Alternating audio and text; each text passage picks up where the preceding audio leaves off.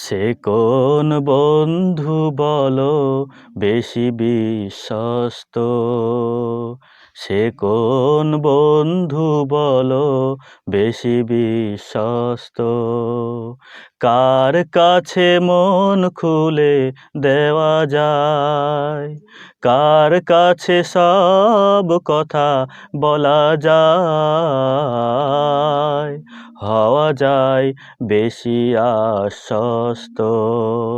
সে কোন বন্ধু বলো বেশি বিশ্বস্ত? তার নাম